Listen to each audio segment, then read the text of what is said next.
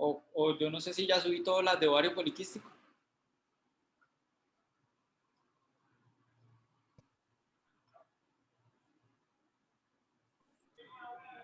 No, doctor, no las has... Las de ovario poliquístico no he subido ninguna. Bueno, entonces esa tengo pendiente de subirla. Bueno, entonces vamos a empezar hablando de infertilidad. ¿Ok? Voy a apagar aquí mi video para que puedan ver bien. Bueno, entonces cuando hablamos de infertilidad, tenemos que ser claros en la definición porque la definición nos va, en cierta manera, a cambiar las estadísticas en relación a la prevalencia de la enfermedad, ¿cierto? Hay unas definiciones que ya están aceptadas de forma a nivel pues internacional. La Organización Mundial de la Salud ha hecho su definición y con base en esas definiciones la prevalencia de la infertilidad está aproximadamente entre un 13 a un 15% de parejas a nivel mundial. ¿Ok? Ese porcentaje puede ser variable. Hay algunos países que pueden llegar a tener un porcentaje un poquito más alto. Es importante que tengamos en cuenta que en Colombia la infertilidad aún no está incluida dentro del programa obligatorio de salud como una enfermedad, por lo tanto no está cubierta por ningún régimen de salud de forma subsidiada por el gobierno, ¿cierto? Hay otros países pues, que nos llevan bastante ventaja en este sentido pues que esto se considera una enfermedad y pues ellos tienen un poco más de investigación y más hacen más tratamientos de reproducción asistida comparados con nosotros, ¿ok?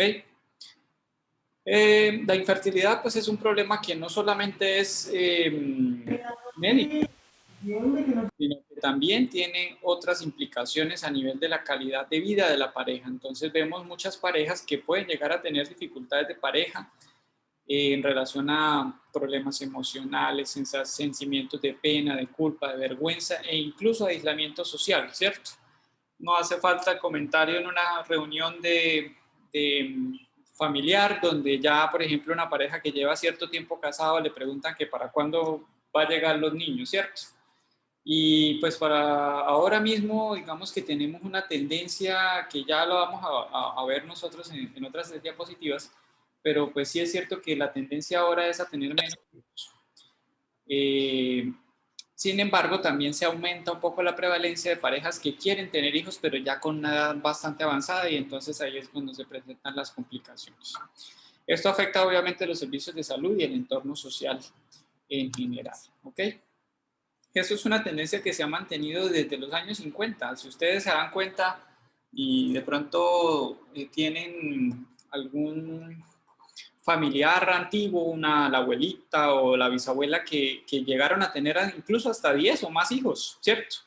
Eso es algo que ahorita sería exótico, ¿no? Y de pronto uno lo vería en algunas poblaciones vulnerables que son de bajos recursos y demás, pero en general la tasa de fertilidad ha disminuido de forma gradual a medida que se van pasado las décadas y ahorita en este momento pues tenemos una importante reducción de parejas que quieren tener hijos. ¿Cuáles son las posibles causas para que se esté dando ese fenómeno? Entonces tenemos que tener en cuenta que lo más importante es la postergación de la maternidad, ¿cierto? ¿Por qué? Porque la mujer ahora tiene un mayor interés en los estudios de educación superior y carreras profesionales. Y es cierto que sí, el desarrollo personal y profesional de una mujer puede en un momento dado hacer que su interés se centre más en ese desarrollo profesional que en ser mamá a edades tempranas. También hay una mayor edad al momento del matrimonio, hay un mayor acceso a los servicios de planificación familiar y también a los métodos anticonceptivos. Y también juega un papel importante en la prevalencia de infecciones de transmisión sexual que ustedes, como ya hemos visto en las clases anteriores, por ejemplo, hablando de enfermedad inflamatoria pélvica, las mujeres pueden llegar en un momento dado a ver afectado su futuro reproductivo en algunas condiciones donde se presentan infecciones de transmisión sexual y generan complicaciones a largo plazo. ¿Listo? Entonces vamos a lo que es la definición propiamente de la infertilidad. Entonces tenemos que hacer referencia a que no es lo mismo esterilidad que infertilidad. ¿Listo? Entonces basémonos en estos conceptos básicos. ¿Qué es la concepción? Es la acción y efecto de quedar preñada la hembra. ¿Ok? Hasta el momento esto es única y exclusivo de la mujer, ¿sí? Porque la mujer es la que tiene el útero, que es el órgano que va a llevar un embarazo a través de los 9 meses para que puedan hacer. Eso definitivamente, pues hasta el momento, a la fecha, no creo pues tendrían que pasar muchos otros cambios, como por ejemplo que se realice un trasplante de útero a un hombre y hacerle un manejo hormonal para que eso suceda, pero en general, ahorita todavía tenemos la concepción como un efecto que se presenta solo y exclusivamente en la mujer. ¿Qué es fértil? Es algo que está en condiciones de reproducirse. Entonces, nosotros hablamos de fertilidad masculina y fertilidad femenina, ¿ok? ¿Y qué es algo estéril? Estéril es aquel que es incapaz de fecundar tanto en el macho o de concebir en la hembra, ¿ok? Entonces, el estéril es el concepto que nos da una definición absoluta de incapacidad para lograr un embarazo. ¿Alguien me podría decir, por ejemplo, en el hombre, cuál sería una enfermedad que podríamos catalogar como que nos podría generar esterilidad masculina? ¿Varicocele? Un hombre con varicocele es estéril absolutamente, o sea, no puede lograr embarazos. El hipogonadismo. El hipogonadismo,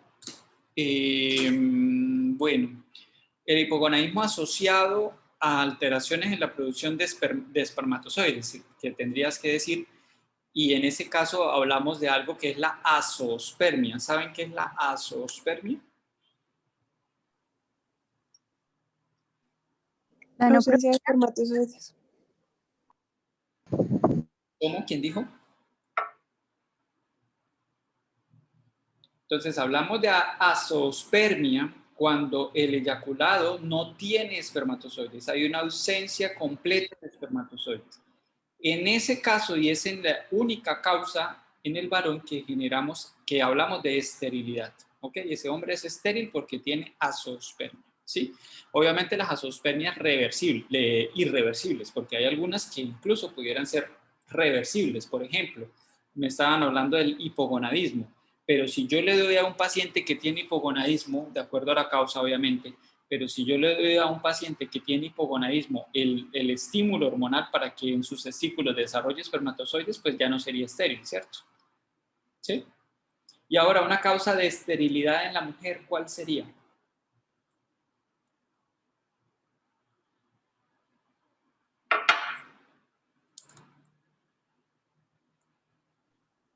Una falla ovárica precoz. Podría ser una causa. La falla ovárica lo que nos dice es que los ovarios ya no tienen óvulos y si no hay óvulos, pues definitivamente es imposible que esta mujer logre el embarazo. ¿Es cierto o es...?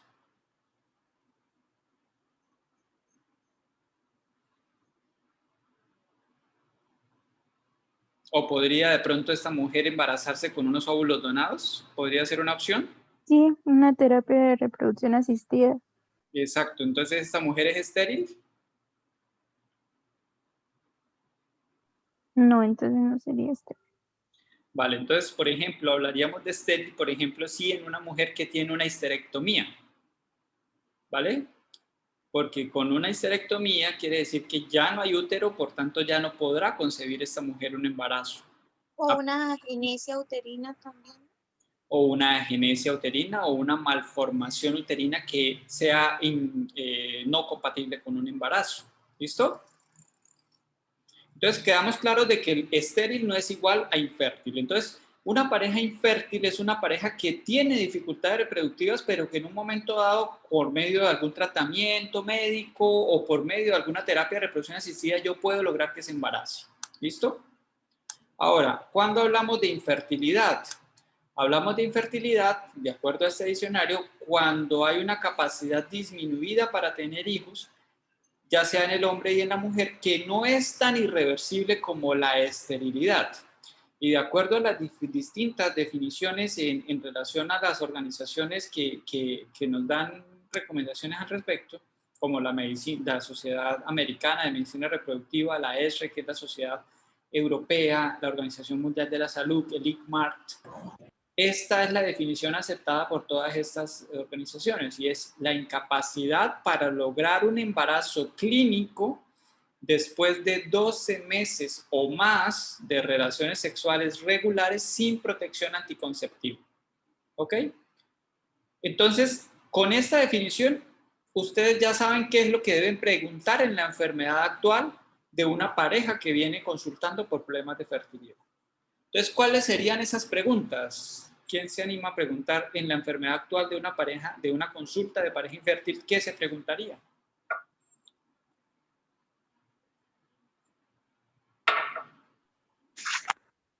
¿Que hace cuánto está buscando el embarazo? Exactamente, entonces tiempo de búsqueda del embarazo.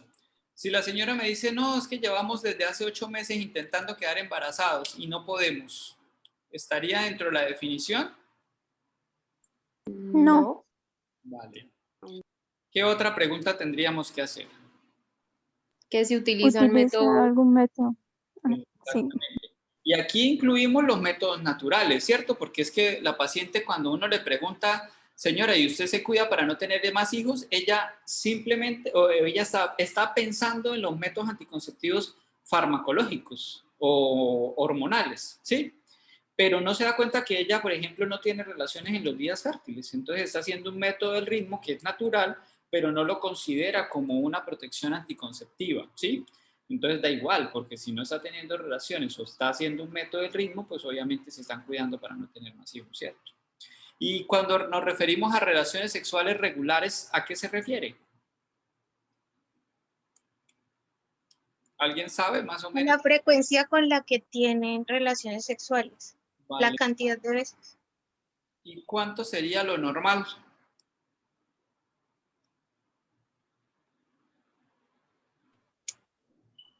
Me atrevería a decir que no sé, unas 3 veces por semana. ¿Qué opinan?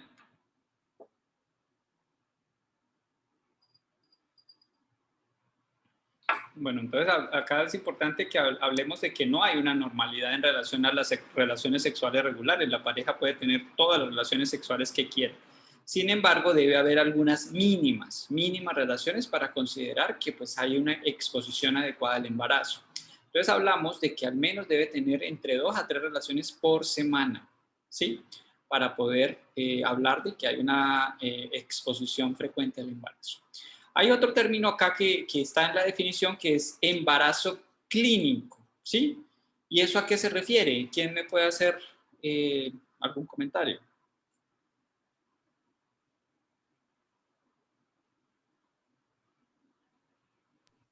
Que la paciente presente los síntomas asociados con el embarazo. Náuseas. No. ¿Algo? Que tenga paraclínicos que respalden que está embarazada. Sí, sí. Pero que su menstruación esté normal. Que su menstruación esté normal. No. O sea, sí, que no haya menorrea. Que esté embarazada, pero que no haya menorrea. Bueno, entonces nosotros hablamos de... Hay algunos... Doctor, ¿Sí? que se ha evidenciado de forma clínica por ecografía. Vale, entonces a eso voy. Entonces, no sé si hablaron en la clase de aborto. ¿Tuvieron clase de aborto? Sí, doctor. Vale. Entonces, ¿cómo se hace el diagnóstico de embarazo?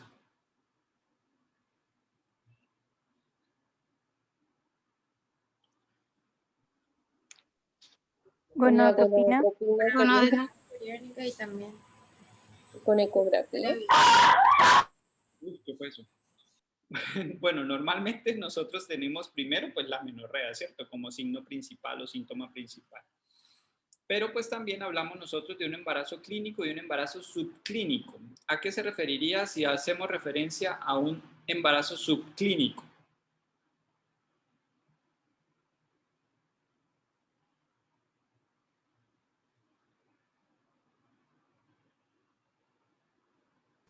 O a veces algunos dicen embarazo bioquímico. Que solo tenga una prueba de embarazo casera. Que no presente síntomas de embarazo, pero sí tenga como un respaldo de laboratorio de que esté embarazada. Bueno, entonces nosotros hacemos referencia a un embarazo bioquímico cuando hay una documentación del laboratorio por alguna prueba de embarazo o incluso una gonadotropina coriónica positiva, pero no evidenciamos aún el embarazo por ecografía.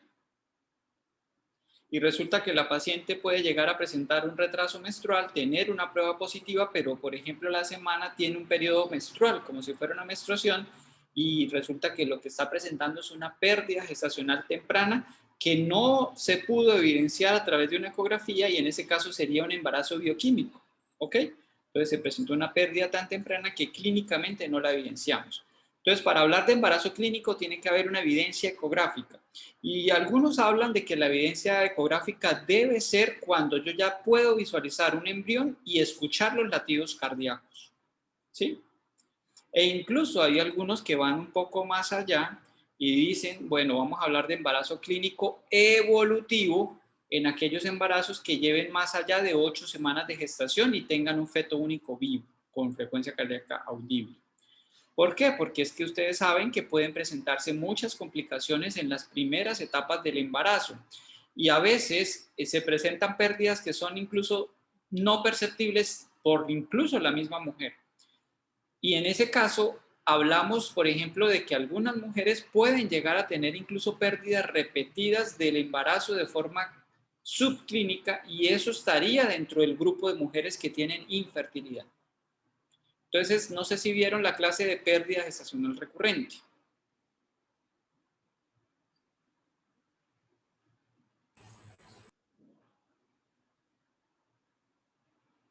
Silencio en la sala. ¿Hablaron de pérdida gestacional recurrente? No, vimos fue aborto, pero Vale, bueno, aborto recurrente. ¿A qué se refiere el aborto recurrente? más de 3 episodios. Abortos. Entonces, ustedes tienen que diferenciar muy bien en cuando hablamos del aborto recurrente de que no es lo mismo tener pérdidas gestacionales recurrentes tempranas o subclínicas que tener pérdidas gestacionales de embarazos evolutivos. No es lo mismo tener una pérdida gestacional de un bebé que tiene más de 12 semanas a un bebé que tiene menos de 8 semanas. ¿Vale? Porque puede ser que la etiología, y cuando hablemos ya de las causas de la pérdida gestacional, bueno, ya no vamos a hablar del tema, pero es una clase que debieron haber visto. De las causas de la pérdida gestacional recurrente, las podemos encasillar como en pérdidas gestacionales tempranas y pérdidas gestacionales tardías. No sé si hablaron del tema. Sí, doctor. ¿Sí? En las rotaciones creo que se mencionaron. Bueno, si no, tienen que revisar ese tema. Bueno, entonces eso es infertilidad, pero también hay algunos que dicen, bueno, vamos a hablar no de infertilidad, sino de subfertilidad, porque pues lo que estamos hablando es de que la fertilidad está un poco disminuida, está reducida. Pero resulta que hay parejas que se salen de esta definición, entonces resulta que llegan a los 12 meses e incluso más sin lograr el embarazo, pero logran el embarazo en el segundo año de buscar el embarazo, incluso de forma espontánea. Entonces estas pacientes estas parejas son parejas subfértiles. Tienen una disminución de la capacidad reproductiva, es decir, es aquella pareja que le cuesta un poco embarazarse, ¿ok? Ahora vamos a hablarles de la probabilidad acumulada de embarazo de acuerdo a los tiempos de exposición. Entonces, ustedes van a ver que no es que sea tan eficaz un proceso reproductivo. En un solo mes de exposición, es decir, en una pareja que no tiene ningún tipo de dificultad reproductiva, y va a buscar embarazo en el primer mes, solamente tiene un porcentaje de que ese embarazo llegue adelante de un 20 a un 30%. Eso es lo que nosotros llamamos la fecundabilidad. Lo que pasa es que ese porcentaje se va a ir acumulando a medida que vaya sumándose el tiempo de exposición al embarazo. Entonces ya decimos nosotros que aproximadamente el 72% de las parejas van a lograr el embarazo en los primeros 6 meses y que en un año el 85% de parejas van a lograr el embarazo. Y es lo que coincide con lo que hablamos al inicio de estas diapositivas, donde dijimos que la prevalencia de infertilidad es aproximadamente de un 15% de las parejas a nivel mundial. ¿Por qué? Porque el otro 85% va a lograr el embarazo en el primer año de exposición al embarazo. ¿Ok? Entonces aquí, para poder hablarles a las parejas que, por ejemplo, consultan a los 3 meses de buscar embarazo y dicen, no, doctor, es que ya llevo 3 meses buscando embarazo y nada que quedo, pero es que todavía no ha cumplido el periodo prudente para poder decir que es infértil o que tiene un problema de fertilidad. ¿Listo? Ahora, una pregunta para el auditorio. ¿Habrá necesidad de estudiar algunas parejas antes de que cumplan un año de no lograr el embarazo?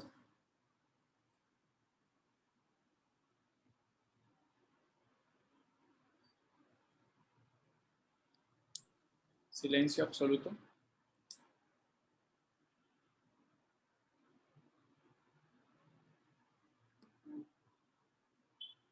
¿Alguna pareja yo tendría que estudiar antes de un año? Yo creo que no, doctor. Doctor, yo creo que sí. Bien. Yo creo que no también, porque podría dársele consejos de, por ejemplo, intentar el embarazo en días fértiles de la mujer, o bueno, prácticas como esas, y luego a los 12 meses sí ameritaría un estudio más profundo. O, sí. Yo digo que de pronto sí, doctor, porque en el caso, por ejemplo, de que una paciente, no sé, tenga una malformación o algo así, pues tiene que ser estudiada antes de. Nos gustaría responder la pregunta del Carlito. Aunque yo opino que tal vez la probabilidad de como identificar una malformación con un estudio anterior pues va a ser muy bajo, porque pues las malformaciones no son muy comunes. Yo creo que no sería tan, Sí, pues no se meritaría un estudio antes. tienen razón, o sea, si yo ya sé que hay alguna mujer que dentro de su historial clínico tiene alguna, bueno, no solo la mujer, sino la pareja en general, dentro del historial clínico de la primera consulta, yo encuentro algún factor que está asociado con alguna dificultad reproductiva, no me voy a esperar un año a que la pareja pues busque embarazo espontáneamente si yo ya sé que hay una causa específica que va a disminuir las posibilidades de embarazo. Entonces puede ser que yo requiera hacer estudios desde antes de que la pareja cumpla el año, porque ya sé yo que voy a encontrar alguna cosa, ¿cierto? Entonces es importante tener en cuenta eso. ¿Listo? Aquí también pues está la probabilidad de concebir en el futuro de acuerdo al tiempo sin lograr embarazo. Entonces, después de 6 meses, como ya dijimos, más o menos entre un 70-80% de las parejas se embarazan, pero hay un 20% de parejas que son subfértiles. De esas parejas subfértiles, 50% concebirán en los siguientes 6 meses y el otro 50% son las verdaderas subfértiles, que son las que hablamos de después de 12 meses. Entonces estamos hablando de estas 20%, el 10% de las parejas son subfértiles, es decir, ya llevan más de un año buscando el embarazo y no lo logran. De ese 10%, 50% logran el embarazo en los siguientes 6 meses y las otras 50% son las realmente, verdaderamente infértiles. Es decir, que después de 48 meses de buscar embarazo, realmente nos vamos a quedar con un 5% de parejas verdaderamente infértiles, de las cuales no podemos decir que sean absolutamente infértiles, porque algunas pueden embarazarse de forma esporádica, pero es un caso ya un poco fuera de un poco excepcionales, ¿ok? Ahora, yo no me voy a esperar 48 meses para poder ofrecerle tratamiento a una mujer o una pareja, pues. Por ejemplo, una paciente de 38 años, yo me espero 48 meses, pues va a tener 40, ¿cierto? O más. Y ahí ya vamos a ver una dificultad reproductiva. Entonces, no es como tan, no podemos ser como tan estrictos en las definiciones, ¿ok? Ahora, cuando analizamos las causas de infertilidad, sabemos que tenemos un componente femenino, un componente masculino, pero también hay un componente de pareja y en algún porcentaje también que no es despreciable, en un 5%, encontramos que no hay una causa específica de por qué esa pareja es infértil. Si vamos a las causas de fertilidad, más o menos hablamos de que el 40% son femeninas, el 35% al 50% son masculinas, 20% son factores en común, ¿vale? Y dentro de las causas femeninas, vamos a encontrar que la patología de las trompas y la patología tuboperitoneal hace cuenta con un 40% de las causas, dentro de las cuales aquí, ¿cuál sería la más frecuente como causa de infertilidad o causa de enfermedad tuboperitoneal? Endometritis. La endometritis o, bueno, la enfermedad inflamatoria pélvica. ¿Qué más? Dentro de lo que hemos hablado durante el semestre. Endometriosis. La endometriosis también es una causa, entonces, de patología tubárica y pélvica, que son como las causas más frecuentes. Entonces, si yo sé ya que una mujer tiene endometriosis, pues yo ya asumo que también tiene un factor tuboperitoneal. ¿Ok? Ahora, hay factores tuboperitoneales que no son absolutos. Entonces, una mujer con endometriosis se puede embarazar, sí, pero le cuesta un poquito de trabajo. ¿Ok? La disfunción ovulatoria hace parte del otro 40%. ¿Cuál es la principal causa de disfunción ovulatoria en una mujer en edad reproductiva? Síndrome ovario poliquístico. Perfecto, esa es la respuesta. Y aquí tienen ustedes una imagen. Alguna vez en la clase de ovario poliquístico me preguntaron sobre el drilling ovárico. Yo le pregunté. Vale, entonces esta imagen que están viendo acá está mostrando qué es un drilling ovárico. El drilling ovárico lo que consiste es básicamente en hacer un tratamiento térmico del ovario que tiene como objetivo tratar de reducir el número de folículos que están en el ovario y tiene un efecto estimulante de la ovulación. Ahora, esto ya no es que se haga de rutina, se hace solo en algunos casos muy específicos, que ¿cuáles son? Cuando son refractarios a los tratamientos que se le han hecho con Anticonceptivos orales anticonceptivos orales. No, porque este con tratamiento... letrozol y citrato de clomid. Antiandrogénicos. Entonces son para cuando el ovario es refractario al tratamiento con Inducción de ovulación, sí, señor. inductores de ovulación, porque los anticonceptivos obviamente no me van a hacer que la mujer ovule. Y este es un tratamiento que está indicado para inducir ovulación en mujeres refractarias al uso de los inductores de ovulación. ¿Listo? Esa es la única indicación actual. También hay una causa inexplicada en el 10%, perdón, y problemas inusuales en el 10%. Por ejemplo, un problema inusual sería una malformación mulleriana que esté generando dificultades reproductivas. Por ejemplo, un útero bicorne, un tabique longitudinal transverso, una, qué sé yo, una agenesia de vagina. ¿Sí? Todas estas cositas que son inusuales estarían incluidas acá. ¿Listo? Doctor, ahí se podría incluir el Rokitansky. El Rokitansky, por ejemplo, estaría incluido acá porque obviamente esta mujer pues no se puede embarazar. Ahora, el Rokitansky en algunos casos está asociado también a agenesia del ovario, ¿sí? Y en ese caso pues ya estamos hablando de que esta mujer pues es estéril y además no podría tener óvulos disponibles, por ejemplo, para que en un momento dado quisiera hacerse un tratamiento con De reproducción asistida. De reproducción asistida, pero ya usando un útero subrogado, ¿sí? ya ustedes van a escuchar algo sobre el útero subrogado, que pues en principio pues no es que sea legal en Colombia, pero tampoco hay una contraindicación a hacerlo. Se hace en algunas situaciones especiales.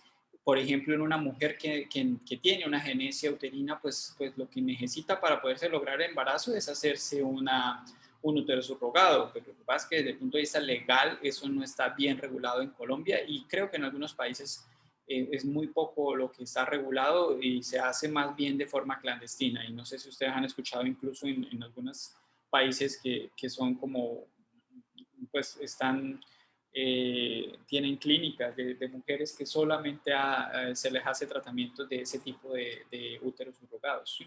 Aunque eso es un poquito ilegal. Bien. Bueno, continuando. Entonces, ¿cuándo debemos iniciar el estudio de una pareja infértil? Entonces, en general, de acuerdo a todo lo que hemos hablado, debemos iniciar el estudio después de que haya imposibilidad de conseguir el embarazo, después de 1 año de relaciones sexuales sin protección anticonceptiva, en general.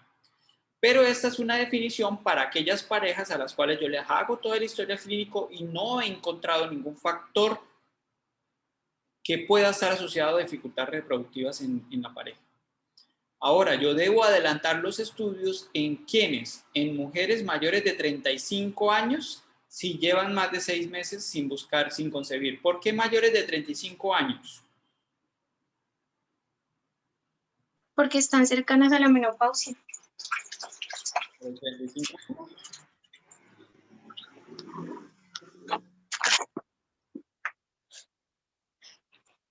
Muy pronto, ¿no? Señor, Tienen una reserva ovárica. Exactamente, hablemos, no seamos tan drásticos un poco, pero sí que es cierto que a los 35 años, biológicamente y también teóricamente, porque esto puede variar, lo que pasa es que a los 35 años las mujeres ya empiezan a disminuir su curva de reserva folicular. Y entonces, si yo me espero 1 año más, pues la señora tiene 36 años y puede ser que ya después de los 35, 1 año de espera pueda ser mucho. ¿Listo? Entonces, estudiamos a esas mujeres en periodos más cortos. Aquellas mujeres que tienen periodos menstruales irregulares o periodos de amenorrea, ¿por qué?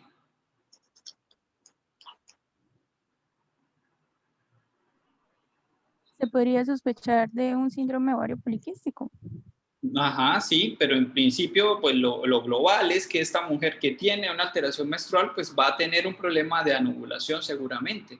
Y si está teniendo anovulación, está presentando una disfunción ovulatoria y pues yo no me voy a esperar 1 año sabiendo de que esta mujer no ovula en 1 año. Lo que tengo es que ayudarla a que ovule, porque es que si no ovula no se está exponiendo al embarazo, ¿cierto? Y aquellas mujeres que tienen antecedentes de cirugía pélvica, por ejemplo, alguna sospecha de patología uterina, tubárica o endometriosis. Por ejemplo, ¿qué antecedentes de cirugías pélvicas podrían ser de riesgo para dificultades reproductivas? Por ejemplo, alguno que me mencione. una oferectomía. Podría ser, muy bien. ¿Qué otra?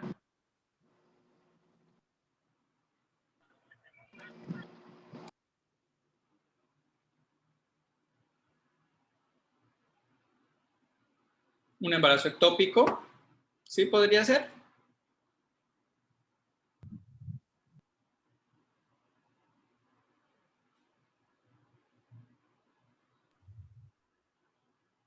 ¿Podría ser un embarazo ectópico? Bueno, voy a empezar a preguntar porque están muy callados. Voy a empezar aquí por Mateo Andrés.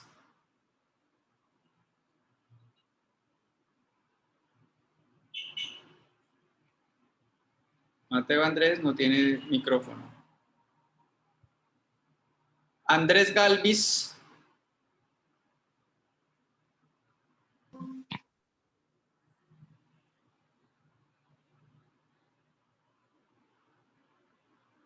Andrés Galvis.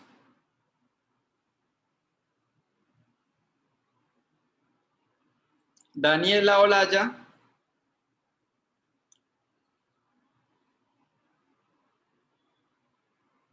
Sí, doctor. Entonces, Daniela, ¿qué antecedentes quirúrgicos o patologías tubáricas o pélvicas podrían generarme riesgo de infertilidad? Intervención de endometriosis. Exactamente, pues la endometriosis es el típico ejemplo de patología tuboperitoneal que disminuye la posibilidad de embarazo.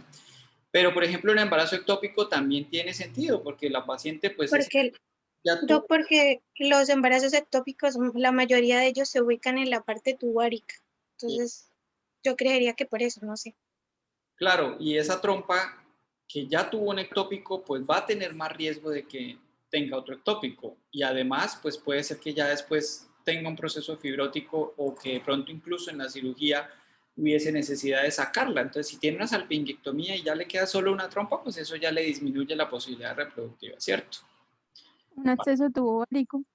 Exacto, pues eso ya es una enfermedad inflamatoria pélvica complicada y también tiene más riesgos. Ahora, varones con riesgo de subfertilidad. ¿Quiénes serían varones con riesgo de subfertilidad? Eric.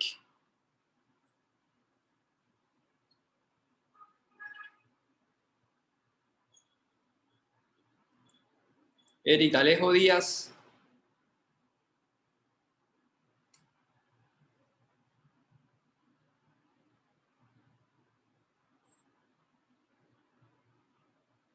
A ver, preguntémosle a los varones. Germán Gutiérrez Lizarazo.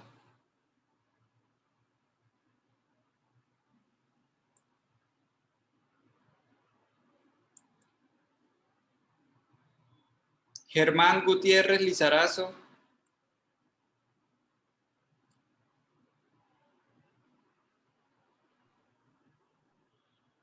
¿Están o no están? Germán Sánchez. No, podría ser varicocele, podría ser.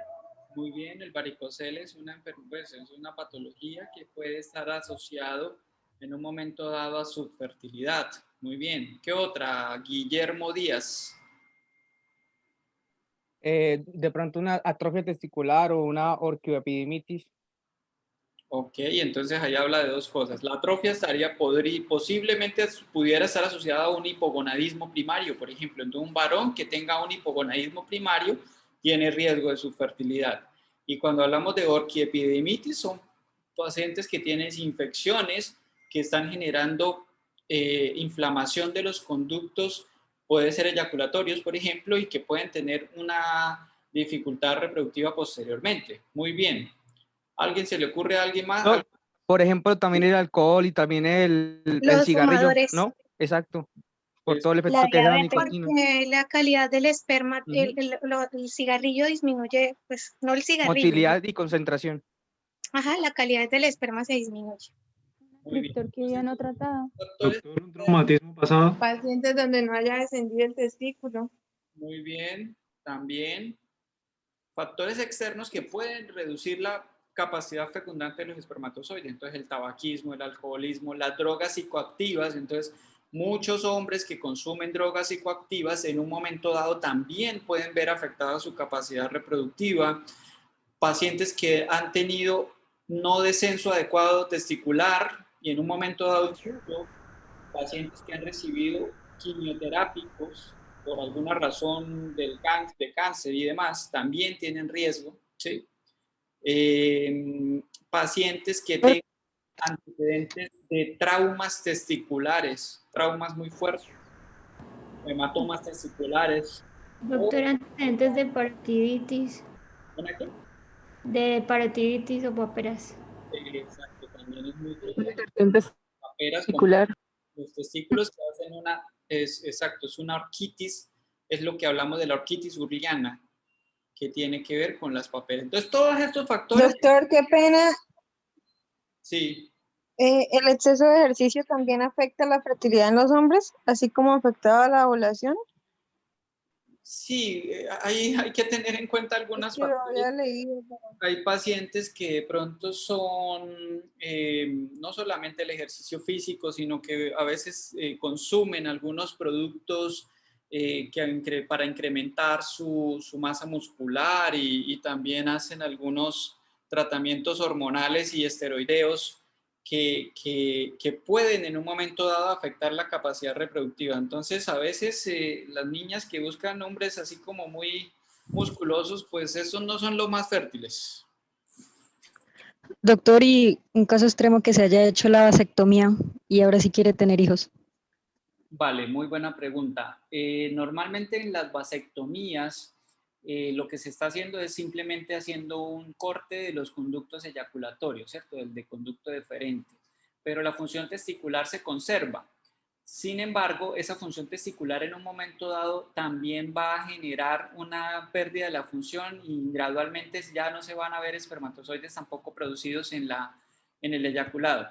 Entonces, si estamos hablando de una vasectomía que tiene menos de 5 años, uno puede plantear como una alternativa una biopsia testicular y se pueden lograr extraer espermatozoides del testículo para hacer un tratamiento de reproducción asistida y lograr un embarazo. Pero si, por ejemplo, hablamos de una vasectomía que ya lleva más de 10 años, es probable que sea un poco más difícil lograr el embarazo porque a veces no se logra conseguir espermatozoides. ¿Vale? Doctor, ¿y en ese caso no se podría hacer una vasostomía? Sí, también está recomendado hacer una cirugía de recanalización de los conductos deferentes. El porcentaje de éxito de estas cirugías es bueno, pero pues hay algunos pacientes que no logran recuperar completamente la permeabilidad de los conductos. ¿Bien? Bueno, esto es con respecto a la gráfica, a lo que habíamos comentado de la edad. Entonces, fijémonos en cómo se va disminuyendo la fertilidad, siendo definitivamente a los 35 años muy notoria, que ya después incluso de los 40, pues casi que hay muy pocos embarazos en las mujeres. Pero también tengan en cuenta y vean cómo se eleva la curva de la tasa de abortos también en relación con la edad. Entonces, no es solamente que la tasa de fertilidad se reduzca, sino que también se aumenta la tasa de abortos en las mujeres de edad avanzada. ¿Alguien me puede explicar qué pasa con esto? ¿Por qué? ¿Por qué se presenta?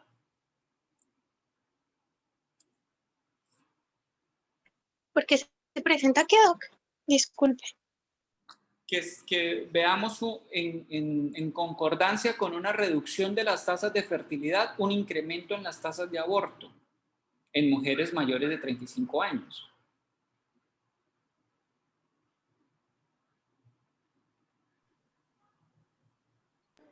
Por la calidad de los folículos. La calidad del folículo no es viable, no es tan viable como antes, no sé. Propiamente del folículo no, pero sí de los óvulos, ¿ok?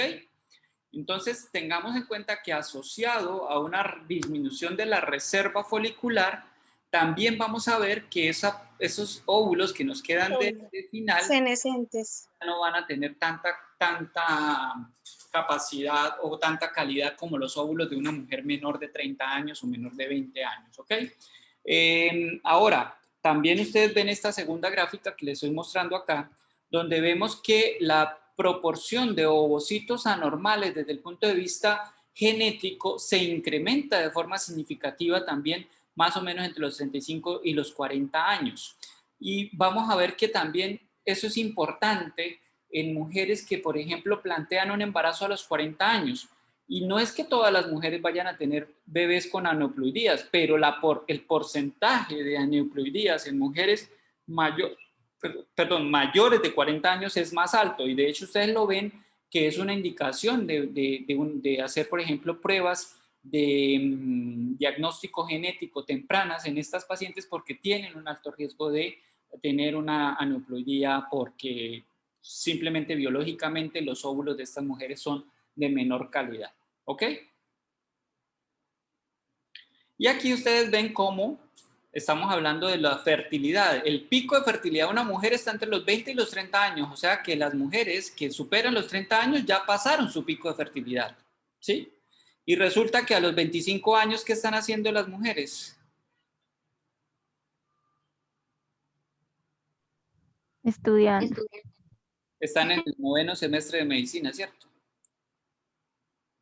Y resulta que a los 30 pues tendrán que buscar una especialidad, una subespecialidad, entonces sumémosle unos 3 años más, entonces estamos hablando de 4 años de especialidad más 3 años de subespecialidad, son 38 años. Y luego les toca hacer, no sé, un doctorado tal vez, tiene 40, 41 años. Y ahí es donde dice ella, quiero ser mamá. ¿Qué está pasando?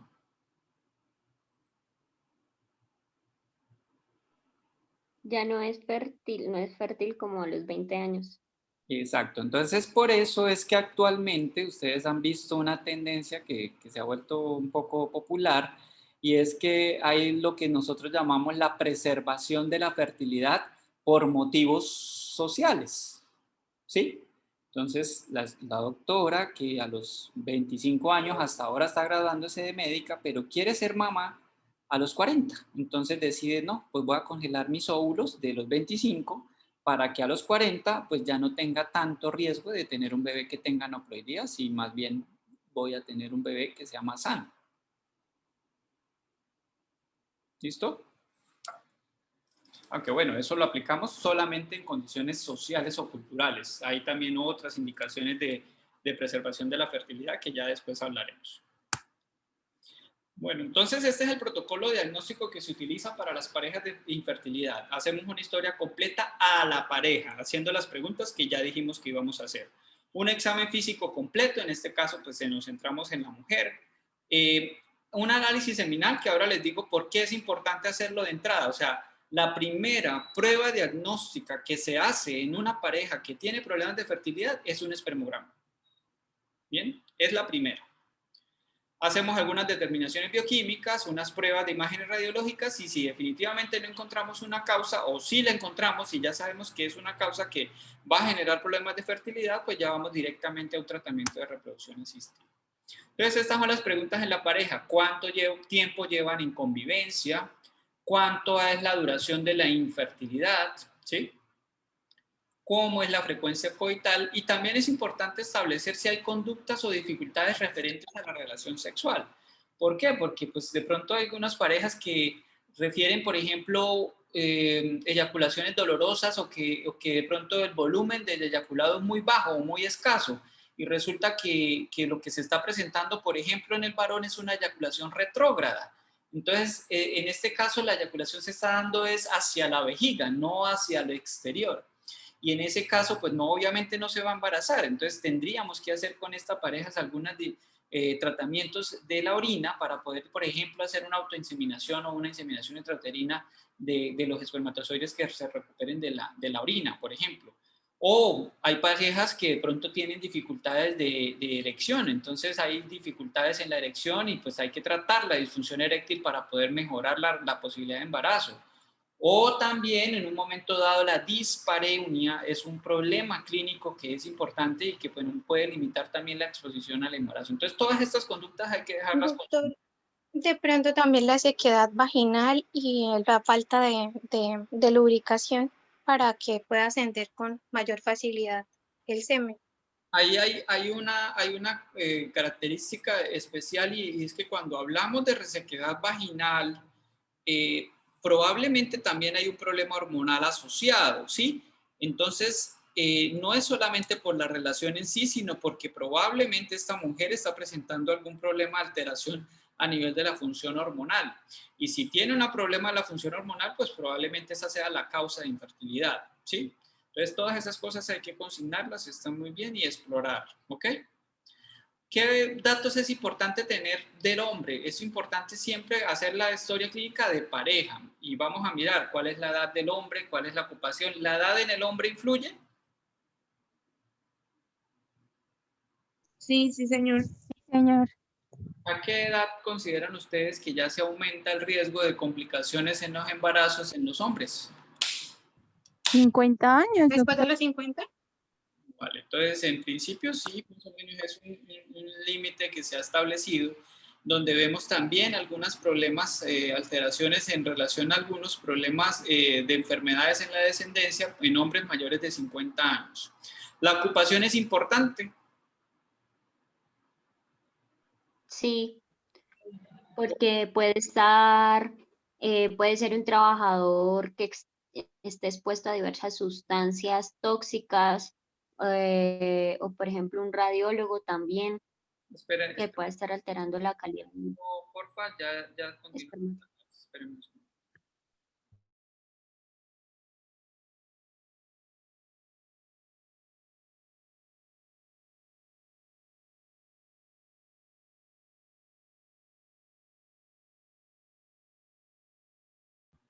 Aló, listo.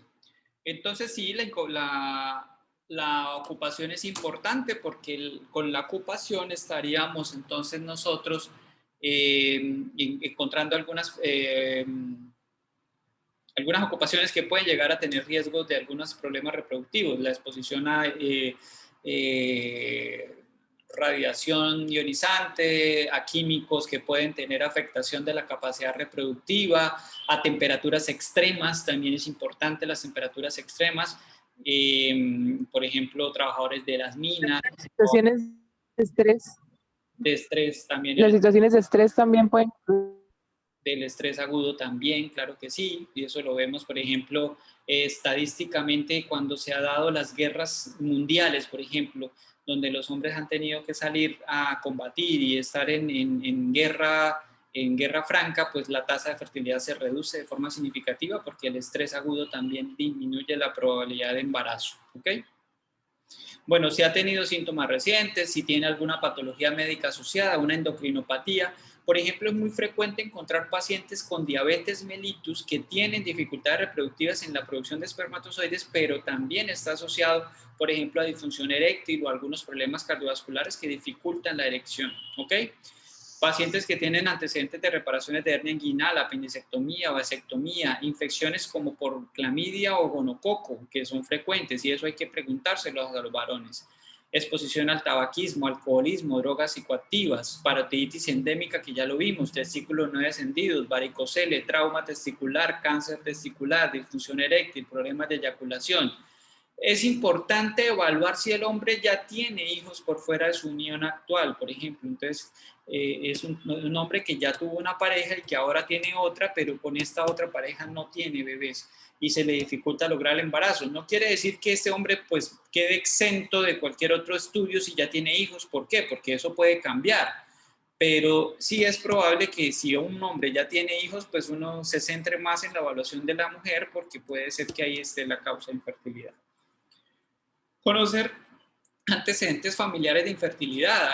Hay hombres que tienen, por ejemplo, hermanos que también tienen problemas de fertilidad, sobre todo cuando hay problemas de oligospermias severas que pueden estar asociados a algunos trastornos genéticos, como por ejemplo las microdeleciones del cromosoma Y, que también son heredables y en un momento dado pues habrá más riesgo de que la descendencia tenga ese tipo de problemas. La consanguinidad, la diabetes, en fin. Todas estas cositas hay que preguntarlas. En la mujer, más o menos lo mismo, la edad, la ocupación, si hay una patología médica asociada. Ya dijimos acá que la endocrinopatía más frecuente que genera disfunción ovulatoria es el síndrome ovario poliquístico, pero también hay que hacer referencia, por ejemplo, al hipotiroidismo, también hay que hacer referencia a la hiperprolactinemia, algunas enfermedades autoinmunes. Si esta mujer ha tenido cirugías abdominopélvicas, laparotomías, manejo de endometriosis, salpingectomías, cistectomías del ovario, apendicectomías e incluso la misma cesárea. Ya habíamos hablado nosotros de que en algunos pacientes con hemorragia uterina normal podríamos encontrar alteraciones en la cicatrización de la cesárea que generan un nicho, un ixmocele, que es lo que conocemos como ixmocele. Y ese ixmocele en un momento dado puede convertirse en un espacio, o como esto está en el canal endocervical, un espacio que puede ser un ambiente, que puede generar un ambiente hostil para los espermatozoides, y al pasar por ese trayecto del canal endocervical, los espermatozoides no ser capaces de seguir adelante y poder generar, pues puede haber una infertilidad por esa causa. Lo mismo, infecciones pélvicas, tóxicos, los antecedentes ginecostéricos son súper importantes, como son los ciclos menstruales, si hay o no dismenorrea, si hay o no dispareunia, si ha habido gestaciones previas y cuáles son sus resultados. No es lo mismo manejar una mujer que ya ha estado en embarazo y que ha tenido ya un embarazo evolutivo, con una evolución normal de su embarazo y que tiene un hijo sano, a aquella mujer que nunca ha estado en embarazo. ¿Listo? Los resultados son diferentes. ¿Cómo ha sido el historial del uso de métodos anticonceptivos, citologías, procedimientos a nivel uterino y demás? En la revisión por sistemas es importante también establecer si hay algunos síntomas asociados a endocrinopatías, como por ejemplo la galactorrea, la pérdida del cabello, el acné, el hirsutismo, las oleadas de calor, la malnutrición, los desórdenes alimentarios, si la mujer ha perdido la libido. También importante lo que mencionamos con respecto al ejercicio físico excesivo, el estrés excesivo, o sea, todas estas patologías juegan y tienen importancia en la historia clínica.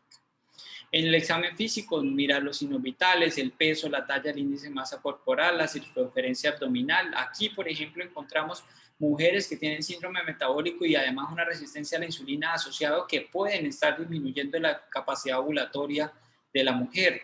Cómo está la tiroides, cómo están sus mamas, si hay o no hirsutismo, entonces calcular la escala de Ferriman-Gallwey que ya vimos, si presenta algunos síntomas de hiperandrogenismo, cómo es el examen abdominal, cómo es su examen genital y todo eso es importante registrarlo en la historia clínica, ¿vale?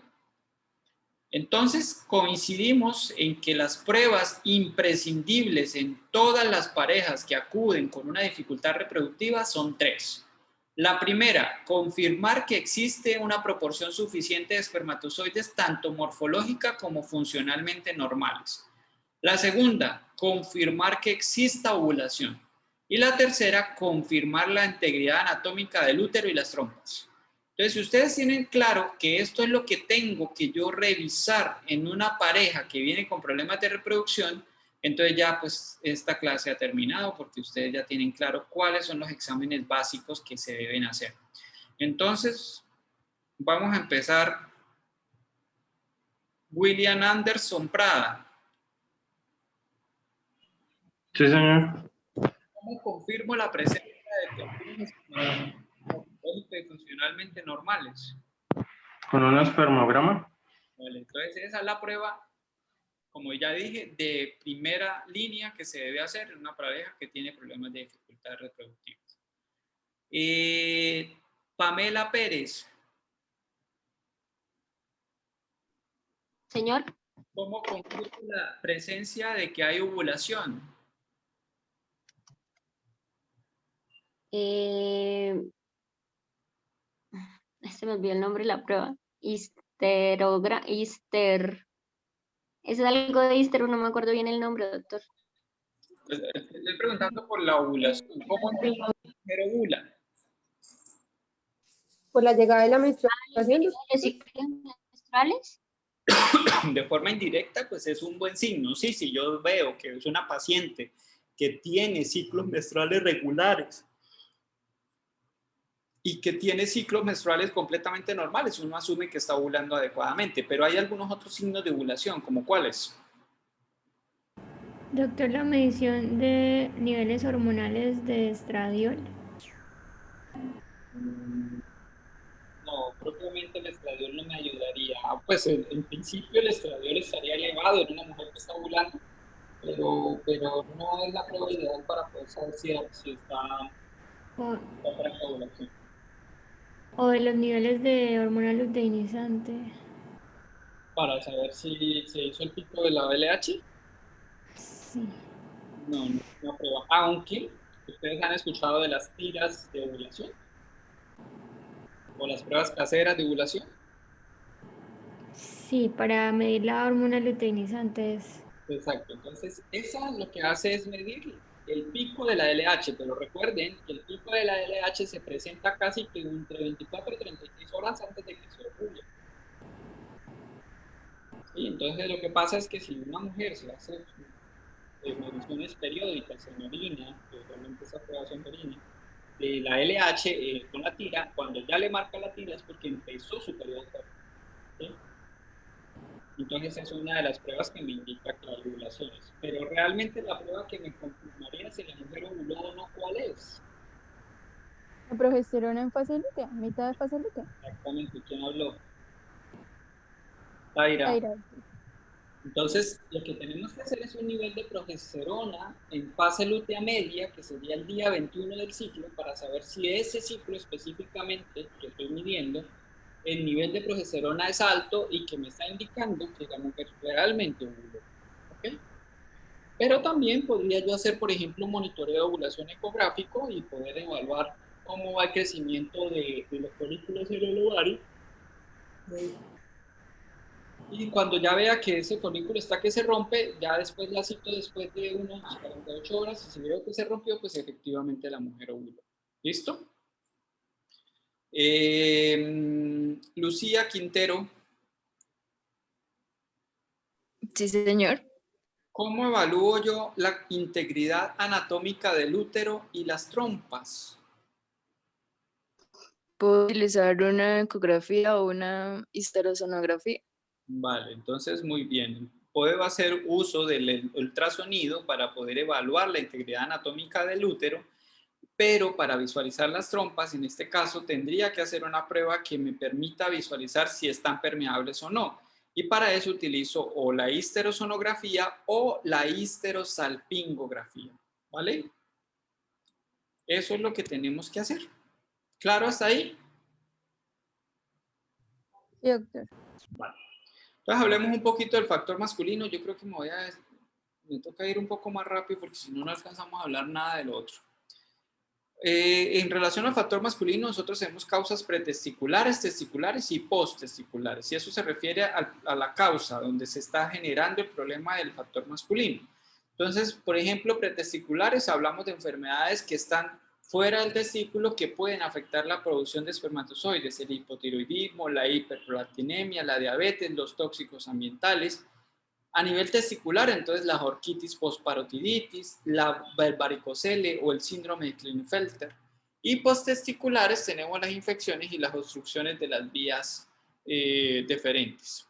Entonces ya dijimos que el espermograma, de acuerdo a todas las organizaciones, como el Real College de Obstetricia y Ginecología, la ESHRE, la OMS o incluso la ASRM, están todas de acuerdo que efectivamente el espermograma es la prueba que nosotros realizamos para poder evaluar la fertilidad masculina. Sin embargo, aquí no sé si ustedes de pronto tengan alguna observación, pero por ejemplo, ¿un semen normal es un semen fecundante? ¿Qué opinan?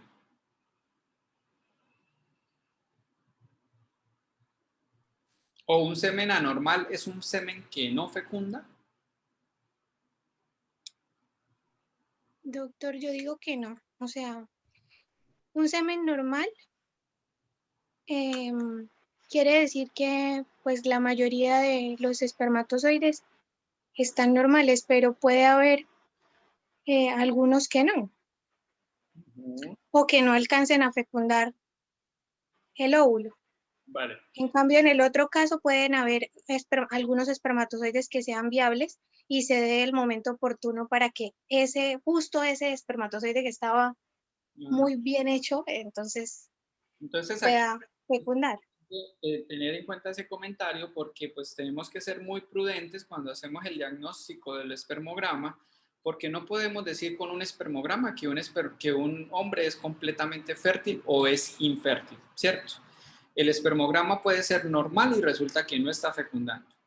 O puede ser anormal y resulta que sí, que se embaraza la paciente y entonces ¿qué va a sentir el señor? Si uno le ha dicho previamente que tiene un semen que es muy poco fértil y le dice, no señor, usted para que se embarace su mujer es completamente imposible y resulta que se embaraza el mes siguiente, ¿qué piensa el señor?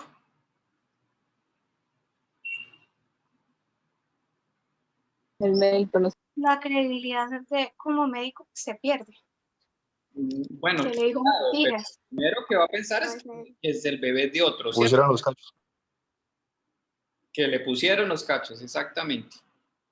Entonces no podemos ser irresponsables con el diagnóstico porque la prueba del espermograma no me va a decir si el semen está normal o no está normal.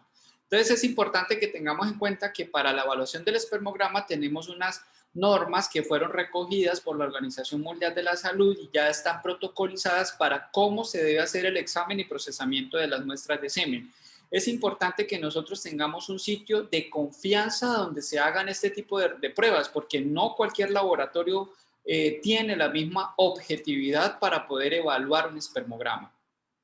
Cuando nosotros evaluamos un espermograma hablamos de valores de referencia, que no es lo mismo de que valores normales, y eso es importante. Los valores de referencia se refieren a los percentiles mínimos que se han encontrado en los diferentes estudios en los cuales se ha logrado embarazo a pesar de que haya una alteración. Entonces tenemos un valor de referencia que podemos utilizar como límite de referencia inferior, en el cual vamos a decir que está por fuera de ese valor de referencia, pero no es que sea un espermograma anormal, es que está por fuera del valor de referencia. Y ya si los que están por fuera de ese valor de referencia, entonces nos vamos a tener un diagnóstico que ya va a tener unas normas, unas definiciones estrictas. ¿Qué se debe tener en cuenta? Que se deben tener unas normas para recoger incluso la muestra. La abstinencia debe haber un periodo de abstinencia entre 2 a 7 días para recoger la muestra. Se debe recoger en un frasco estéril de boca ancha mediante masturbación.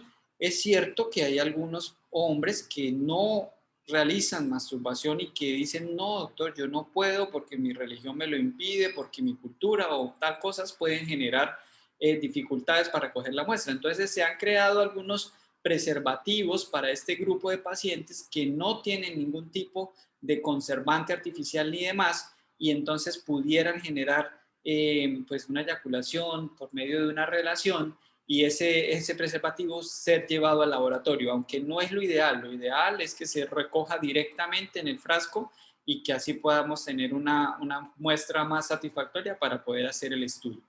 No se pueden utilizar preservativos o lubricantes, se debe entregar en el laboratorio lo más pronto posible, en menos de 60 minutos, y también se debe proteger la muestra de temperaturas extremas durante el transporte o la manipulación, que no sea ni muy frío ni muy caliente. Y ustedes saben que a veces Cúcuta se pone un poco caliente, resulta que el señor vive en, por ejemplo, qué sé yo, en la recta Corozal y mientras llega hasta donde está el laboratorio, pues pone su frasquito ahí en el carro donde se está acumulando el calor y pues cuando llegue pues ya vamos a tener una muestra que no va a ser representativa de lo que es el espermograma en la normalidad. ¿Listo?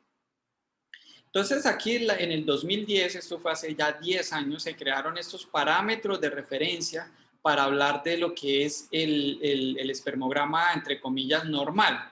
Pero entonces, como les mencioné, aquí mencionamos el percentil inferior que debemos considerar como mínimo para hablar de un espermograma dentro de los valores de referencia. Entonces, analizamos el volumen del semen, el número de espermatozoides total, el número de espermatozoides por centímetro, la vitalidad, la motilidad, cuál es la motilidad total y las formas morfológicamente normales.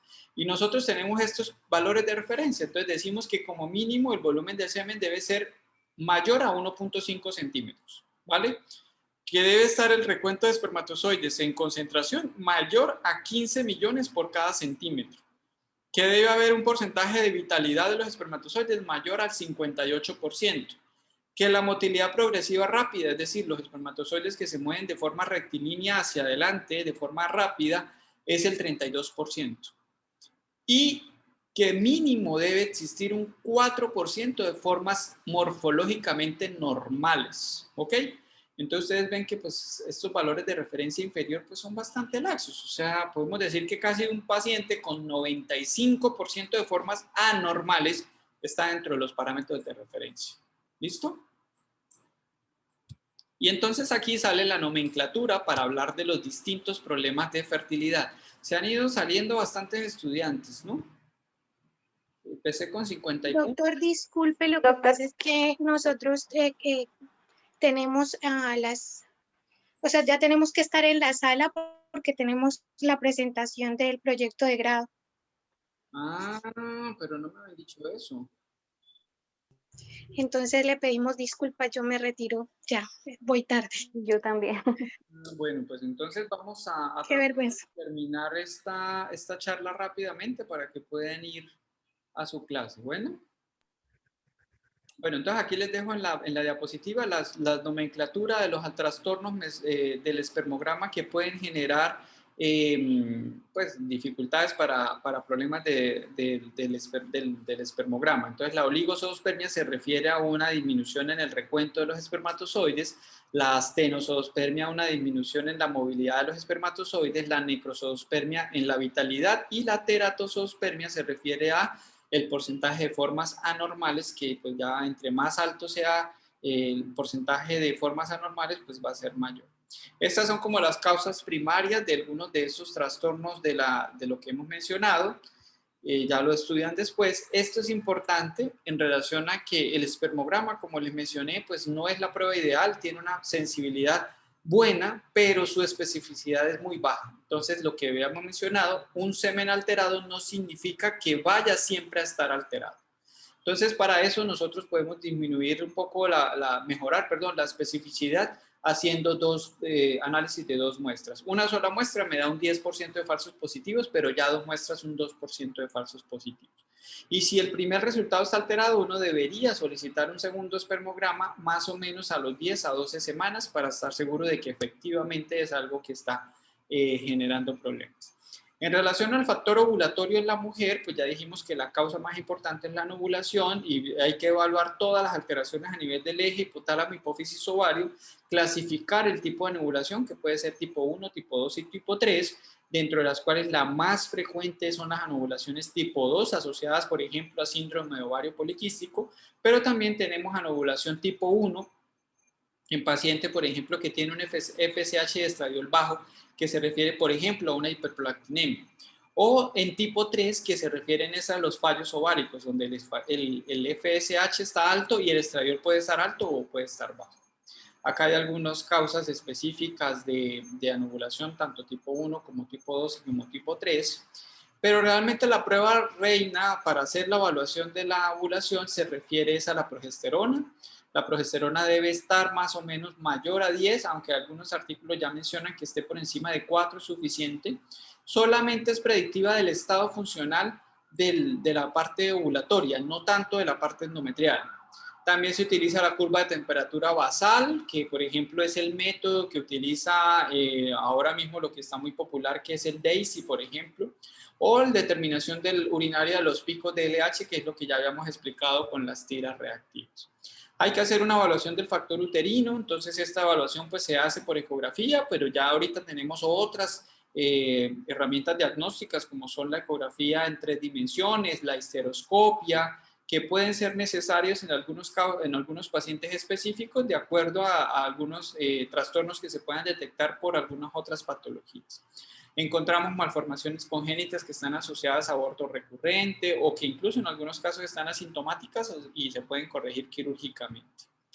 La ecografía transvaginal es clave, donde yo no solamente estoy viendo el útero, sino también estoy viendo la morfología de los ovarios. Si veo un ovario poliquístico o si veo alguna alteración, algún tumor ovárico o algo, pues lo voy a detectar por la ecografía.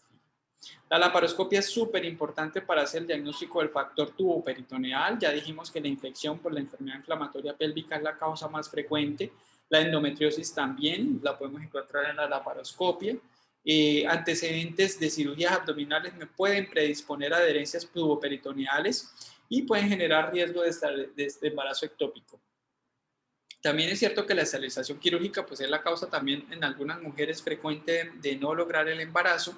Hay un porcentaje importante de mujeres que se arrepienten del pomeroide, de la cirugía de esterilización quirúrgica y entonces desean un embarazo después. Actualmente pues se está trabajando bastante en el tema de recanalización de las trompas, no son cirugías donde lo que hacemos es tratar de recuperar el estado funcional de las trompas por medio de una microcirugía que busque restablecer la permeabilidad de las trompas. Entonces, ¿cómo evaluamos las trompas? Entonces, hacemos una histerosalpingografía, que es una radiografía con un medio de contraste que lo que busca es dibujar la cavidad uterina y dibujar las trompas. Aquí vemos una radiografía, por ejemplo, de una paciente que tiene unas trompas permeables porque se está pasando este medio líquido a través de las trompas y está cayendo a la cavidad pélvica. También tenemos la histerosonografía. Y también, pues por la laparoscopia, yo puedo hacer una prueba con un líquido que está teñido de azul. Instilo este líquido a través de una sonda a través del cuello y ese líquido que está teñido va a salir a través de las trompas y yo lo voy a visualizar directamente y es una prueba, obviamente el gold estándar sería entonces la prueba de cromoperturbación. Esta es la histerosalpingografía. Aquí como importante tener en cuenta es que no solamente me evalúa, la histerosalpingografía solo me evalúa la permeabilidad de las trompas, pero no el estado funcional, es decir, yo puedo tener una trompa destapada, pero la trompa está adherida, está fibrosada, tiene algunas alteraciones, entonces realmente el estado funcional de las trompas no me lo va a permitir visualizar. La histerosonosalpingografía pues también es una buena opción porque no, es con ecografía, no requiere la radiación de la radiografía como tal y es una alternativa a la histerosalpingografía en pacientes que tienen una comorbilidad o que tienen alergia al medio de contraste. Se realiza muy similar a cómo se hace la histerosonosalpingografía. Lo que hacemos es simplemente instilar un medio de contraste o medio líquido a través de las trompas y permitimos ver cómo esas trompas van a estar permeables. Y esta es la laparoscopia, donde lo que yo voy a visualizar es el medio líquido. Por ejemplo, en este caso veo que el medio líquido llena la trompa, pero no sale porque hay una fimosis distal de la trompa. Entonces esta trompa está obstruida, o este útero, por ejemplo, es un útero bicorne completamente. Entonces con la laparoscopia confirmamos las alteraciones tanto de las trompas como del útero.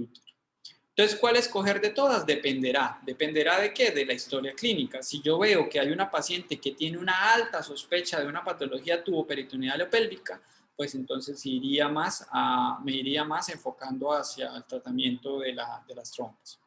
Perdón, hacia la laparoscopia. ¿Qué otros estudios se requieren? Bueno, pues podemos evaluar la tiroides, con medio de una TSH, si es que es necesario o hay síntomas, o también la prolactina, si de pronto pues, tenemos algunos síntomas sugestivos de algún problema asociado con hiperprolactinemia.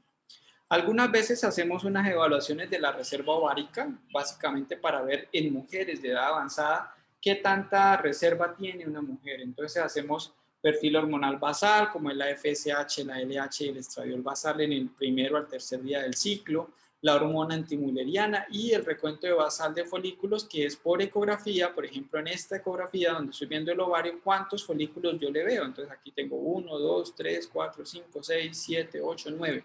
Es una paciente que tiene un recuento de folículos centrales elevado y que está dentro de lo usual. Si yo viera lo mismo, pero encontrara 1 o 2 folículos, pues esa paciente ya tiene un recuento basal pobre. ¿Ok? Las opciones de tratamiento dependerán principalmente de la causa de la infertilidad. Por ejemplo, si yo tengo una paciente que tiene una infertilidad inexplicada, donde todas las pruebas están normales, podría empezar, por ejemplo, por una inseminación artificial. Pero si, por ejemplo, esa paciente tiene una salpingectomía bilateral por endometriosis o tiene una afectación muy importante del útero por alguna razón, en algunos casos nos toca irnos directamente a unos tratamientos de reproducción asistida, como son la fecundación in vitro o el ICSI, y esos son tratamientos de alta complejidad. ¿Ok? Entonces la inseminación es muy sencillo. Simplemente para hacer una inseminación yo debo tener primero presente de que el espermograma debe tener unos aspectos o unos valores de referencia mínimos para considerar que esa inseminación sea exitosa. Y segundo, que las trompas estén permeables en algún momento. Lo que hago es preparar una muestra de semen, donde en el laboratorio se seleccionan los espermatozoides que tienen mayor potencial fecundante, y esa muestra de semen se coloca a través del cuello del útero por medio de un catéter y se deja ahí dentro del útero para que los espermatozoides se les facilite el camino y lleguen hasta donde está el óvulo y lo fecunden. Esa es una inseminación. Y si ya vamos a un in vitro, pues ya tenemos que hacer de acuerdo a estas indicaciones, que haya un factor tubárico, es decir, las trompas no le sirven a la señora, o que haya un factor masculino, es decir, pacientes que tienen una dificultad porque el recuento de espermatozoides es muy bajo, entonces tenemos que irnos a un in vitro. Y cuando todas las causas de infertilidad se les ha probado una terapia convencional y ha fallado, o que es improbable que una inseminación, por ejemplo, sea exitosa. Este proceso es diferente. Lo que hacemos es un estímulo de ovarios primero con medicamentos para que los folículos en el ovario, se llene de folículos. Esos folículos lo que hacemos es aspirarlos y recuperar los óvulos, que serían estos, y estos ovulitos se van a fecundar, ya sea por técnica de fecundación in vitro o que tenga que hacer un ICSI, que es como inyectarle directamente el espermatozoide al óvulo, y se generan los embriones en el laboratorio. Se hace un cultivo de embriones y posteriormente se transfieren esos embriones al útero por medio de un catéter muy pequeño a través del útero.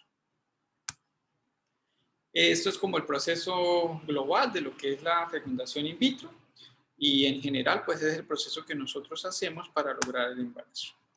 Bueno, muchachos, yo creo que para que puedan hacer su actividad nos toca dejar hasta aquí. ¿Ok? ¿Preguntas del tema?